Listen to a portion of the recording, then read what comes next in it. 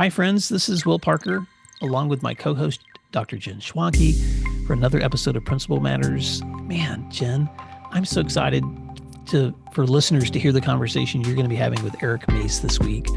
But before we do that, we want to begin with our question of the week. And we know that our question of the week is supported by Summer Pops Math Workbooks. Principals, when students practice math over the summer, their math scores go up. What is your summer plan this year? A great way to start is by ordering free summer workbook samples at summerpopsworkbooks.com. Jen, why don't you set the stage again, since these were questions from your students? Right. So this is, I taught a class of graduate students who were all seeking their principal's license. These were students at The Ohio State University, and we were just chit-chatting one day, and I mentioned that I was going to have you come and be a guest speaker, and they thought that was pretty cool because of the podcast. And then, Will, I think it was you, they said we should record. And so we had students who are students in the class, all teachers, all actively working with students every single day. They came up with some questions. So this one is from Elizabeth Warville, and Elizabeth's question is related to coaching and development. What she wanted to ask us is, what role did coaching and ongoing professional development play in improving staff performance and morale at your school? So that's Elizabeth's question. Oh, what a great question. So that leads us actually to our next question about coaching and development. So Elizabeth, this is yours. Hi, my name's Elizabeth Warville. I've taught first grade and third grade. My question is, what role did coaching and ongoing professional development play in improving staff performance and morale at your school? Can I clarify or ask for a clarification? Are you asking about like coaching I received in leadership, or just coaching for my staff, or all of the above? I'm viewing it as coaching and professional development for your staff. Okay. Thank you for that. Mm-hmm. I've seen benefits in both. So I'll answer this two ways. Yes, but I think it's really important, if you identify an area where there's needed growth and you can find somebody who's really good at coaching or PD to come in and provide that. Because a lot of times people that are providing professional development or coaching, they have the time to really develop content and instructional time and models and all the things that you may not have time to do in-house. So I will say that. But then at the same time, you've got people in-house who are just extraordinary at what they do. And if they're given the opportunity to internally teach and internally coach and internally model for other people too, that's super powerful, because I think that when you see a peer that's giving you ideas and you can hold on to those things. So I think both have been really valuable. What I would caution leaders to think about, and I'm not just saying this to you, but also anyone who may be listening to this conversation. A lot of times what happens is, if we're receiving PD or we're participating in professional development, the things we get excited about, or the things that we begin to learn, we immediately want to execute that. We want to bring it back and let's change things. Let's just do the thing I just learned. And what I've discovered is that you can really make life difficult for people if you're constantly bringing the things you're learning in and just immediately asking everybody to implement and change.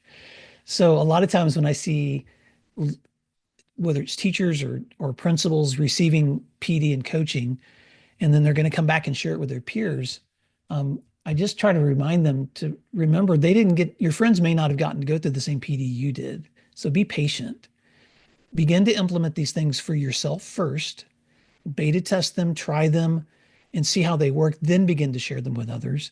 And also don't run, I think sometimes leaders will send themselves to professional development, and then they'll come back and expect everybody to buy into what they've learned.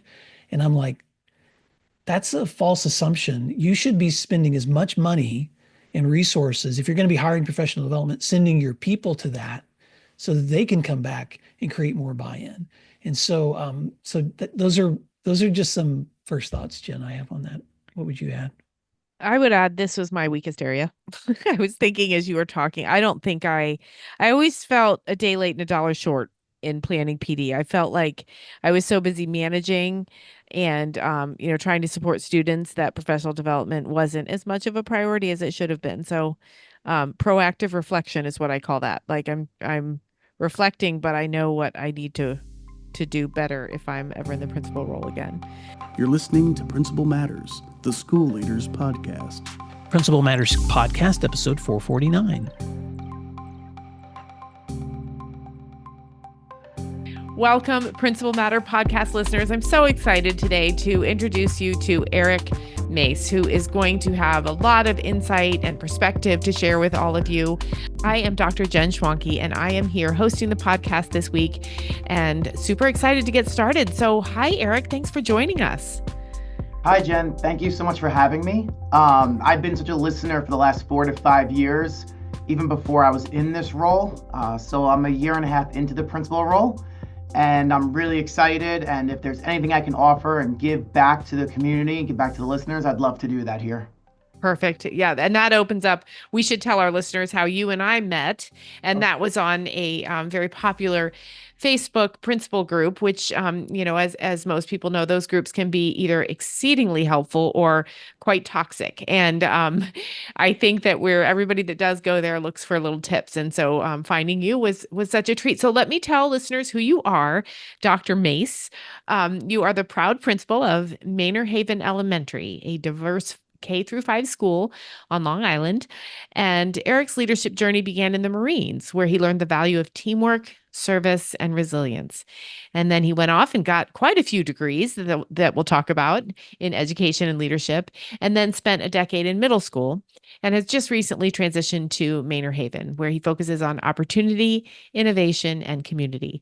He's also a husband and a father of 2, enjoys coaching, cooking, and exploring historical sites with your family, Eric, although you did say sometimes they're not quite as delighted about those historical sites as you might be. That is very accurate. We were just down in North Carolina, actually, and we weren't too close from a Civil War fort. So we had to make a detour to check out a Civil War fort. And your kids are what, 7 and 2, I think you said? Yes, Olivia is 7. She's in 2nd grade, and Everett is turning 2. Yeah, so you're going to be that dad. You're going to be the one like, oh, dad's taking an exit because he saw, he saw a historic sign. 1000%. I am looking forward to embarrassing them as much as possible. But as a former social studies teacher, it's right at my alleyway and something I still enjoy. That's great. Okay, so I have my first question or two might go in whatever order you choose. And so I was going to ask you to talk about your service in the military because you have said that it really helped shape how you approach education. So I want to know about that. And that ties to my question of your journey becoming an educator. Tell us about both of those things. Yeah, absolutely. So to give you a little bit of context, I'm the oldest of 7 children. And as I was going through school, I was not the strongest student, believe it or not. I was a student who looked forward to coming to school because of sports. That's really what kept me involved. And lunch and recess. Those were like the highlights of my day until I found social studies. And I found history and teachers that made history come alive, and it was engaging. And then as you go through high school, you start looking at your opportunities. I was in high school during 9/11, so that really started to shape some of my perspectives. And I was always very service orientated. And what can I do to give back to those around me? Reflecting back on it now, realizing people that gave me so many opportunities that I wasn't aware of as a 12, 13-year-old, etc. So shortly after graduating, before graduating high school, I had made the decision that I knew I wanted to continue that service. At the time, the best way to do that was enlisting the military. My stepfather and my grandfather were Army. I had a little bit of a rebellious streak. My grandmother told me I was not allowed to do the Army, so I did the Marine Corps. It really was great for me because truthfully, I was not prepared for that freedom that college provided just yet. I needed a little more discipline, and I really needed that sense of what it meant to form a team, to be a team member, and then really how to lead a team. And that, thankfully, it was the Marine Corps where I got my first opportunity to start leading, but most importantly, really start teaching. As after a while, you become an instructor, right? And it's your responsibility to lead those under your charge. And I learned really great things from the leaders I had, whether it was empathy, whether it was collaboration, just listening, and making decisions based on all the information available. Those were all skill sets I learned during my time in the service that I'm able to bring with me into education. So I'm the mother of a senior boy, and I'm thinking about your mother and, seven children, and you go off to the Marines. That had to have been a kind of rock the world of your whole family when you were gone, and you were really gone, right? There were absolutely some tears shed. It wasn't maybe a popular decision at the time, but I think looking back on it, my mom would tell you it was probably the best thing I could have done. You don't know that at the time, Right. but then it also gave me other great opportunities. The GI Bill is really, as one of seven children, there wasn't necessarily a college fund for me to rely on. So the GI Bill is really what allowed me to get through my undergrad and halfway through my master's. So it really, I don't know where I would be without that opportunity. Right. Well, I'm thrilled that we can talk about this as part of your story because, we all kind of acknowledge one of the problems with the education system is many students think it's college or nothing. Correct. And it's not. It's so not. And so I think it's wonderful that we have an educator in Manor Haven Elementary School who took a path that still led Yeah. to such a wonderful career, but started in a way that isn't necessarily traditional. Yeah, I've had the opportunity to actually present that at non-traditional paths after high school, and speaking with some of the students, it was eye-opening for them to see that while this is a detour on a journey, it can still lead you back to where you ultimately want to go, whether it's Right. education or anything else. Right, right. So then after your military service, my goodness, you decided you were going to be an educated human being, clearly, because Right. you've earned a degree in history and secondary education from St. Joseph's University, a master's in educational technology from Hofstra University, certifications in school building and district leadership from the College of St. Rose. And it sounds like you've also completed your doctorate in educational leadership at Liberty University. So quite a pedigree. Talk to me about that. Talk to me about clearly an insatiable desire to learn and how you managed it all. Sure. It's funny because, like I said, I was not a strong student in high school. And maybe it was the lack of discipline or the lack of a clear vision to kind of understand where I was going. But I was confident as I was separating from the military. I was looking for that next step, being afforded education, right? It's the most powerful tool in the world. So having the opportunity to pursue an education, and I had just the most amazing social studies teachers. I was so fortunate. I had a passion for history. My plan was to teach history for the next 30 years, be a college professor of history, and I took some detours. So one of the things I was able to do was, when I separated from the military, I was already 21 years old. Most of my friends had graduated now. They're moving into their career fields, many of them in education. They were already starting to get those first subbing opportunities. And there was a piece of me that felt like I was behind and I had to play catch up. And even though I didn't, it was certainly a desire to get into that next step. So I was able to complete my undergraduate's degree in 2.5 years, really big semesters, lots of credits, summer sessions. But ultimately, it was because I knew where I wanted to be. So how could I get there? And, I was very fortunate that through my student teaching experience, I was afforded other opportunities, had great experiences. And when I completed my student teaching work on a Friday, I was brought back as a permanent substitute that Monday. Hmm. So I got really right into it. Maybe I just hit the field at the right time. Well, or you were very good and they're like, the dude has to come back here on Monday. Like go offer him a job. And you were probably like, yes, a paycheck. That would be wonderful. That is correct. That first paycheck, while it was small, it felt good. Yes, yes. And then you know, a lot of people get education degrees, but fewer get a master's. And clearly educational technology is an interest area, and even fewer go after that doctorate. So tell us about that decision. Yeah, so like I said, I just, being in the right place, the right time, working hard and making those connections. So from that first subbing opportunity, I was then able to move into a full-time probationary position in New York City. I was working in a Title I school as a sixth and seventh grade social studies teacher, class sizes of 31 that first year. But it was everything that you could hope and wish for. And it was an amazing school, amazing opportunities for myself, for the kids. And this was right when every classroom was getting smart boards. Now it's Mm, Epson boards, Apple TVs, and I knew I wanted to pursue that master's degree. In New York State, it is a requirement, and there's a couple different ways to go about it. To me, it was really important that I had something that can continue to contribute to my own professional growth, that can make me an asset, because at the time, social studies teachers was a very saturated market, and it mhm, still is. mhm. So to me, educational technology and kind of projecting forward, where's the world going? This is before one-on-one initiatives, things of that nature, way before COVID. So having that background during remote learning was such an asset. So I pursued my master's at Hofstra University in educational technology, and really what it was time really focused on how can we take the curriculum and what's the best ways to use technology embedded in the curriculum. Spend a lot of time looking at the SAMR rubric, right? We're not just substituting work, we're replacing, we're redefining. And 10 years, over 10 years later, still work that I use and still conversations I'm having to this day. So that was a really great opportunity to do that. And then had my master's. I was coaching, working hard, thought I was done. And my principal at the time was just an absolute amazing leader. And she kept encouraging me to get my admin degree, just kept pushing me. And I kept telling him, like, nope, I love what I do. I get to lead PDs, especially technology staff development PDs. Like, this is my sweet spot. I'm very happy here. I was coaching at the time, as all social studies teachers I feel like do. And really, she was persistent and she kept pushing me, almost to the point where I think I applied just so she would stop pushing me. Right.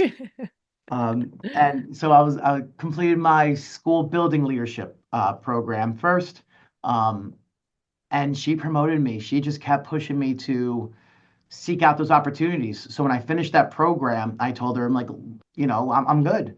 She would send me openings in local districts. Hey, you should go apply for this. Go get some experience. And I did. So in New York City, just to the east of us is Port Washington. It's a Long Island Public School District. I applied to the middle school assistant principal opening, thinking it would be an interview experience. I'd go a round or two, really get to. I hadn't interviewed in probably 10 years at that point, and they kept moving me along to different steps. So after about 3 weeks of interviews, I realized I'm like, I might have an opportunity to actually do this. So I was as shocked. My principal at the time was not shocked. She encouraged me to go out there, spread my wings. And I've been able to do that since, really with her guidance originally. Right, right. I had that same principal, not literally, but the same one. She just said, "Sorry, kid, this is your destiny. You can either listen to me or not." As a matter of fact, I went to her and said, "I actually don't think I'll go the principal route. I think I'll go the counselor route." And she's like, "Oh, that's sure. I'll write you a letter, but that's not where you're going to end up." And darn it, she was right. Here we are. It's amazing how really great leaders see what you don't see yet, and that's something Exactly. I try and keep in mind when, I just had a staff member, one of my teachers, complete their admin program, and I find myself now pushing her along, realizing how much I would miss her and how much our students will miss her, but knowing it'll have a greater impact in the long run. Absolutely. Yeah, I try and pay it forward as well because, when someone taps you on the shoulder, it's such an honor and you want to give that forward too. So, you Absolutely. spent a nice hunk of your career at the middle school level. So, clearly you're a really positive guy with a lot of energy and excitement about being an educator. What are some of the important lessons you learned from being a teacher, and in particular a middle school teacher? Yeah, so I think one of the things I learned really is middle school, there's a reason why it's usually the shortest time of education. I've been in three different middle schools. All three of them were grades 6, 7, 8.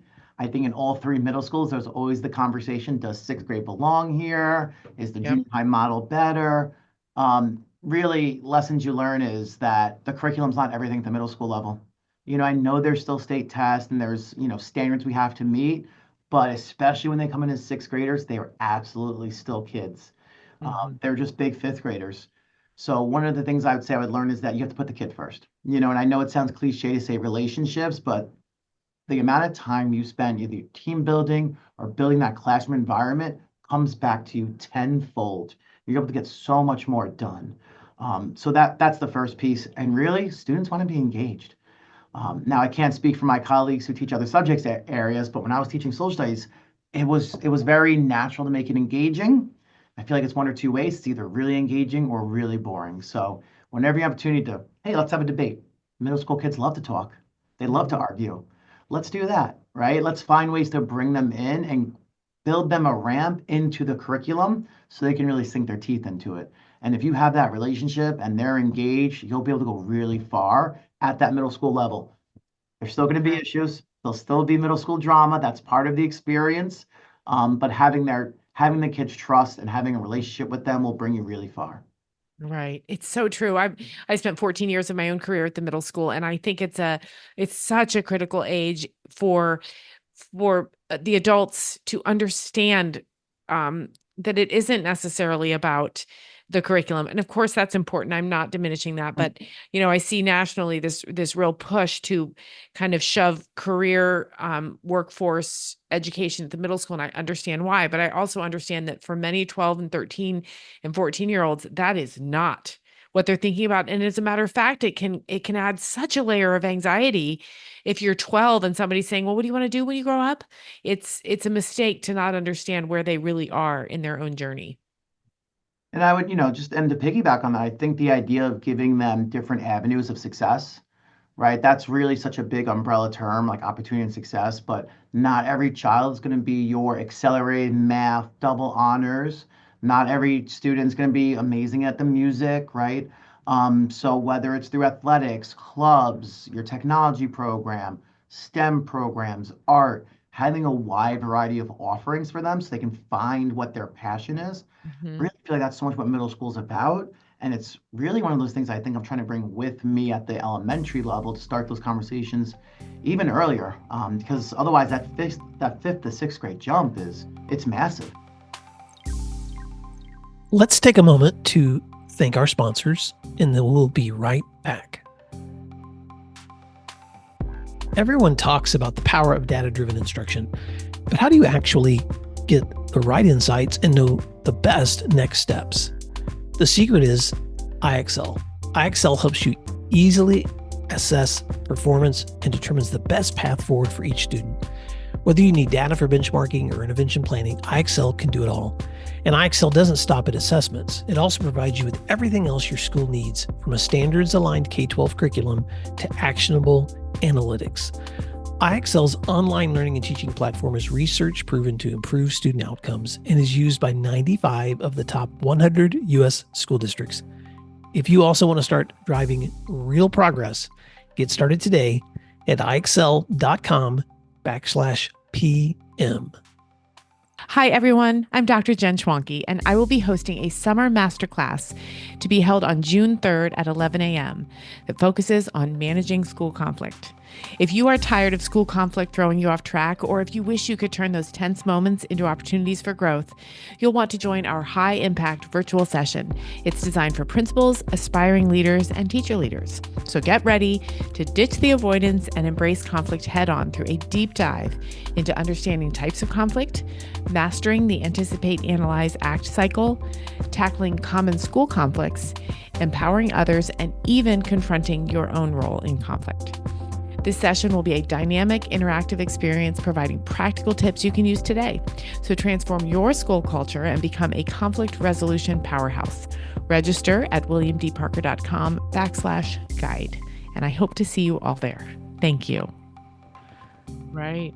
So thank you for teeing that up so beautifully. What did lead you to elementary school? You were a middle school assistant, I believe, right? And then led to elementary. So walk us through that change. Sure. So I was on year 4 of being a middle school assistant principal. I was tenured. I just completed my doctorate, and that's it. I could have stayed there for another 25 years and been very happy. But I started to get that itch. What else is there? This also fully coincided with my daughter starting kindergarten. And doing those kindergarten tours and being a mystery reader for her and getting into her building. Now in my district, we have 5 elementary schools. I had really great colleagues at the elementary level. And again, they were like, you should check out elementary. You would really love it. So I started dipping my toe in there a little bit, realizing there's a lot I had to learn and a lot I didn't know what I didn't know. I'd been secondary my entire career. All my training was secondary. But I knew I had been in middle school long enough that I was ready for that change. So I had spent a good portion of 6 months interviewing in different districts, getting very far in each time. And my poor central office must have got several reference calls. And then something happened to open up in our district, and I was given the opportunity to serve as the intern. It's really creepy how much our experiences are mirrored. That was the same. I was middle school all the way, and then I got asked to be an interim, and the rest is history because I spent a lot of time at an elementary after that. So I assume you're no longer the interim, right? That is correct. So I was the intern. The original plan was for me to be the intern. And I started on August 17th, 2 weeks before school opened, had to hit the ground running. The plan was for me to be the intern. They would open up the search around the holidays, and then by January, we'd appoint, and whoever had that opportunity, that would be, we'd go forward. Certainly had a lot to learn, but by November of that year, we had gone through the process. I think I had built enough trust between the staff and the community and central office that I was given this amazing opportunity to lead this building in our district, in our community. Nice. So yours, I can tell you have such affection for your school and your school's community. So it's a K-5 school, right? Serving 500 students. You're in the Port Washington School District on Long Island, New York. And you had told me in preparation for this recording that it's a Title I school and very culturally diverse student population. So tell us a little bit more about Manor Haven. Sure. So 500 students, I believe actually maybe 501 today. We're the Okay. second largest elementary school in the district. We are a Title I school. I have 30% of my students are free and reduced lunch. So wide variety of socioeconomics. My students also come from one of the most expensive zip codes in the country, Sands Point. So I have a wide variety of socioeconomic. I'm also about 28% Hispanic students. I'm also 33% ENL students. So very wide diversity.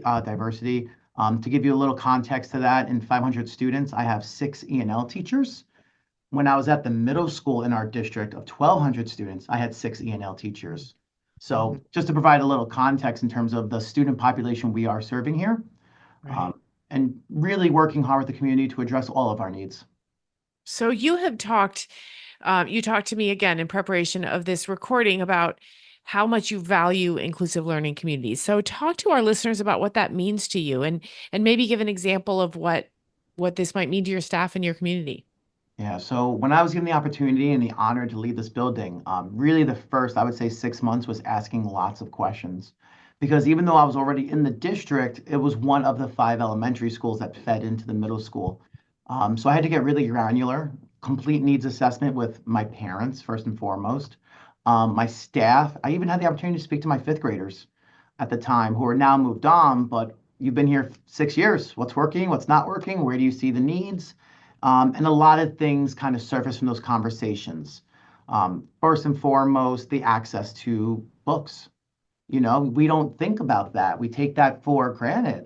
We have a school library. It's used. Absolutely. Kids go there. But our school building physically is located the furthest from our public library compared to the other elementary schools. So really for the last year, we've been working on an initiative of how do we get more books in the hands of our children. And my PTA is amazing. We've worked really hard together. And I'm proud, if I can, to share 2 different ways we were doing that. At our recent book fair, we made sure every child, whether they were free, reduced, or not, walked away with at least 2 books. And my PTA, through a combination of scholastic dollars and fundraising, supported that. So 500 students, we had over 1,000 books that were given to children, no questions asked. The second way, and we're really excited, we just did a grand opening last week. We're the first building in the district to do it, a book vending machine. Oh. Completely token system. And students who demonstrate positive behavior, they're role models. We have a whole PBIS program called the Manor Haven Marvels. They get an opportunity to earn a token. They put the token in, and every token's good for 1 book. Wow, that is beautiful. So my next question was going to be about some exciting initiatives happening at your school. So that's a fun one. I've not heard that yet. So students can earn books. I mean, my goodness, that's so much better than earning Skittles or earning whatever it is, candy, some sort of a prize that goes away and maybe isn't all that healthy. At first, I had a few students who might have been a little disappointed that it wasn't a candy machine because it looks just like a regular vending machine. But I had this really adorable first grader. It's like, oh, this is so much better. Books last longer. Like, that's amazing. And working with my PTA, working with our literacy team, they did a really great job of books in Spanish, books that are appropriate for kindergartners, chapter books for fifth graders. I mean, again, right, stepping from a middle school into an elementary level, there's so much I didn't know. So I've really learned to lean on other people and trust the process and give them that ability to make decisions that are best for our kids. Right. So who is it, the PTA that manages this and keeps it stocked and thinks about what kind of books should be in the vending machine? So they supported a lot of the funding for it, in combination with some grant writing they helped with, in combination with some school funds. They really helped promote it. They helped get kids invested in it. We had a whole big kickoff. They supplied all the balloons. They supplied, like, we really made a really special event. And then what we did is we were able to budget for the next 5 years of books, through the school budget process and working with the scholastic dollars that they earned from the book fair. So it's just one of the ways that leveraging our community, to improve access and opportunity for our kids. Oh, that's incredible. I want to, when we're done recording, I'm going to give you a contact that I think will be important for you. So Awesome. you mentioned a couple of other initiatives you're thinking about. Tell us about the block schedule at your elementary that's going to focus on intervention. Yeah, so when I came here to Matter Haven, now my previous experience at two middle schools was scheduling. And there's a lot to learn, lots of different layers, but elementary scheduling was new to me. And like I said, I started on August 17th. The schedule was already done. It was handed to me, and I didn't understand it. I couldn't read it. So there was a lot for me to learn. And there had been a lot of past practices that were in place for 20 years when the building originally only serviced about 300 students, maybe even less than that. So one of the things I identified pretty quickly is there was no set time for pullouts. Services didn't start right away. And as a classroom teacher, the pullout services were really a revolving door of, and once I started doing observations, I saw it even more. First 10 minutes, two students left to go to this service. 10 minutes later, two more went to this service. But when you take a step back, they were getting the same service by two different teachers. I'm like, well, why is that? So I just had to keep asking questions, keep peeling back the layers. And one of the things I did was I put together a scheduling committee because in my middle school experience, I know scheduling is all hands on deck. They had shared with me that scheduling was something they always did in June at this building. And I'm like, that we can't do that. Right now, if we want to change our culture and change the way we're going to do things. So we started in January of last year. We had representatives from every grade level, every service. We did a training together, and we really talked about what our vision was and what's the best for our kids. And that was always the first and the primary thing, was putting the kids first. And even I would say we probably had conversations for maybe a month, even about what grades should eat together. And it sounds like it wouldn't be that important, but it was so important because we had every grade eating by themselves, but our cafeteria could fit two grades together. So we had to open up other time in our day for the students, to have other services. Well, and you hit on such a problem that it's really prevalent across the country, and that is so many times we do things because we've always done them that way. And every year in June we pull out the schedule, we dust it off a little, and we replace the teacher name if there's a new teacher, and then we go on about our way. But so many times we don't really examine it and say, wait, you know what we could do differently, and that it would be really good for kids. And so my next logical question is, undoubtedly there were staff members who were a little resistant to change from this new guy. So how did you navigate that? So a lot of transparency and a lot of communication.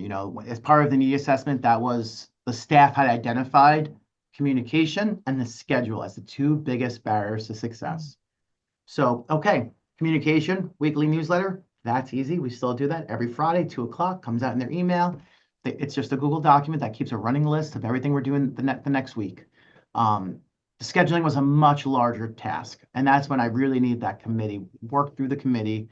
Everyone was represented, and really identifying three very clear goals. What's best for our students, maximizing our tier one instruction, and making sure all of our students got all the services they needed. Those were our goals. How do we get there? And then how do we present that information? So we had 6 months to work on this, and that's really what made it successful because it allowed us time to go back to the staff, get more feedback, revamp, revise. It was not a mystery surprise the first day of school. I want to say at the June 3rd faculty meeting, we presented all of our work. We still had 2 more weeks of feedback before school ended for the year. And there was absolutely some trepidation coming into September. If I said I slept the night before school opened, that would be a lie, because you're never quite sure what a schedule is going to do until you actually live it. But maybe the most eye-opening thing for the staff, and I had shared this with the entire faculty, was at the middle school level, you're very used to seeing a student-facing schedule. That's not the case at elementary. So I took a student who had multiple services, and we really wrote down what their student-facing schedule was. And when you did that, you realize their contact time with their classroom teacher was maybe 40 minutes a day because they had reading support, math support, E&L, lunch, special. So we had to maximize and really increase that tier one, that first line of defense classroom teacher. Once we saw that perspective, we started to get some people that were in agreement and moving towards our direction. Right, right. And you said it sounds like it shouldn't be that big of a deal, but here's why it is. A schedule is you're literally making decisions for how people, grown-ups and children, are going to spend their day, how they're going to spend their time and what you value. What you put where you put money and where you put time. That's what you value. It's so deeply personal when you're working on scheduling. Yeah. And one of the things I've learned about scheduling now for 5 or 6 years, you can do anything, but you cannot do everything. Mm-hmm. So you have to prioritize.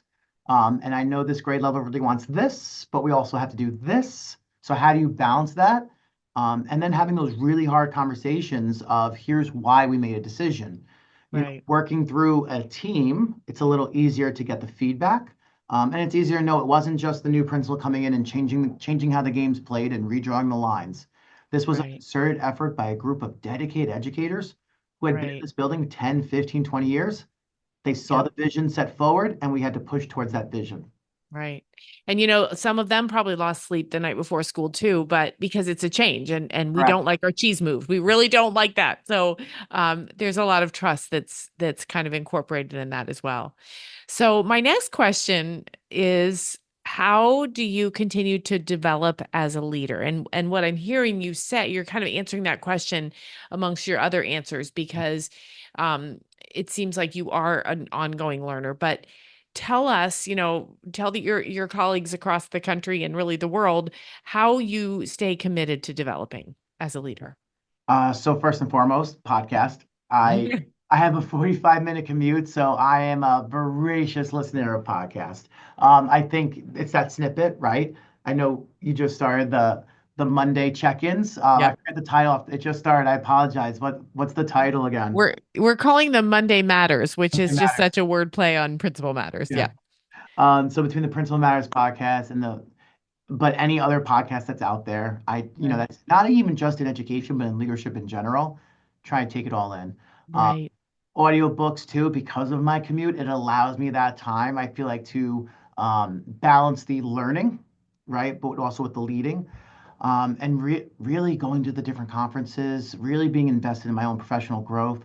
And I have brilliant teachers in this building who have been teaching, let's say, reading for 20 years and being humble enough to say, I don't know the first thing about early literacy. What do I need to know? Right. What PD should I attend? Point me in Right. the right direction, and then being willing to listen and learn from them. Right. Because even though I may have the title of principal and I'm the leader, I need to model that I'm also the lead learner. Exactly. And so many I'm actually teaching some students right now and they said, we don't think we could ever lead in a grade level band that we haven't taught. And I said, oh my goodness, no, it's the opposite. As a matter of fact, it's better if you don't go in thinking you know everything. You want to go in and be like, teach me. I need to spend time in this classroom. I need you to tell me what you know because I don't know it. Mm. And I found, and like I said, even though I was already in the district and I had a positive reputation, they didn't know who I was. Right. I'm coming from the other side of town. But they were open and I got invited into classrooms and it allowed us to start building that trust quickly. and non-evaluative. I just want to come in Right. and see what you do. I don't know what morning meeting looks like for first graders. Right. I don't know how you're teaching letters to kindergartners other than what I'm doing at home with my daughter. Or Oh asking my, that question like, hey, how does this work? What's this curriculum? right. And really trusting the leaders, the teacher leaders around me, and having those real tough conversations of what's best for our kids and saying, I'm not the reading expert, but I'm trusting you. Let's come to a collaborative decision. Right. Right. And I think it was probably very helpful that your daughter was about that same age too, because then you could start to put together the language we use at elementary, because it's Yes, very different than middle and high, especially, very. I remember my first day at elementary, I'm like, they keep talking about friends. Like, Yes, hi friends. And I'm like, yes. Where's the friends? Hi friend. It's just different language and it's fine, but you have to adjust to it if you're a secondary person going into the elementary world. The morning car loop and bus loop, getting the high fives and the hugs. Mm. I used to have middle school kids who would barely look up out of their hood. Hey, good morning. I Yeah, it's know. morning. And I then now I know. have kindergartners that run up and grab me and hug me. I'm Oh, like, this is the best job in the world. yeah. The knee hug. They come at Yes, you and they like tackle your knees and you're like, oh my goodness, good morning. yes. And truthfully, one of the things I was concerned about is when I would make time to maybe go play basketball with the eighth graders, I was Yeah. starting to lose. Yeah. I had to find younger students and easier competition. So, Right. It's so all about winning. All about winning. elementary was a good move. That's good. So just in a minute or less, tell us about some of your hopes and dreams as an educator or as a dad or as a husband or whatever. What are you thinking about? Oh wow, something I have not figured out how to do yet is balance the two. Mhm. And I'm sure I'm not the only principal that does that. I still find myself there at 9, 10 o'clock at night, checking emails, looking at the next day's call outs, in my mind, going to sleep. How am I going to cover this class? How do you fund that trip? And that's always something that I'm still struggling with. People that I look up to as mentors says that will come with time. Right. Um, so trying to be a better dad, right? Trying to balance those two hats you have to wear. And then really for this building, my goal is to just continuously improve. There's 5 elementary schools in the building and I'm in the district. And I tell my staff and I tell my parents, I'm not competing with the other 4 schools. I just want to be better than we were yesterday, last Right. week, and a year ago. Because at the end of the day, those small incremental changes will make our building the best building it can be. So, increasing those literacy scores by getting books in the hands of kids, supporting teachers with new curriculum, getting them the support, the PD they need, and dealing with the facility issues that I walked in my first year. Just what facility issues, what building level issues can I work on? Right. And building a culture that thrives and that supports every learner. That's the goal, right? That's the dream goal. So Right. if I can improve this community, if I can support the students while still being a good dad, that would be the top tier price for me. Right. That's excellent. And you know what? I hear you on the balance thing. I think I've given up. I think I'm going to start using the term work-life integration, not work-life balance, because it's all, Thank you. it's when it's who you are, your daughter and your son and your wife, they will incorporate themselves into those threads too. So, hey, tell our listeners how they can reach you if they have questions or they want to know more. Sure. Always excited to reach out, right? That's how we learn. I am still on Twitter or X as we call it now. It is simply at Eric__Mace. There's 2 underscores in there. Certainly shoot me a tweet, a DM. You can find us on Instagram, my school at Manor Haven, PW, Manor Haven PW. Certainly reach out. We post a lot. We really are about getting the great things that our kids and our teachers are doing out there public. Or you can simply email me, Eric, ERIC.Robert, ROBERT.Mace@gmail.com. I'm always happy to connect. I'm always looking for other leaders because when we all work together, right, a rising tide raises all ships. And that's really the level of work and collaboration that I have found to be the most beneficial for me and everybody. Excellent. Okay. And to our listeners, all of that contact information will be on the show notes on Principal Matters, the website. So thank you so much, Dr. Mace, for your time. I truly, truly appreciate it. And I can't wait to show your energy and enthusiasm to our listeners.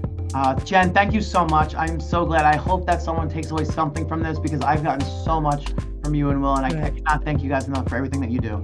Excellent. Thanks, everybody. Have a great day. Thank you for listening to today's episode of Principal Matters, the School Leaders Podcast.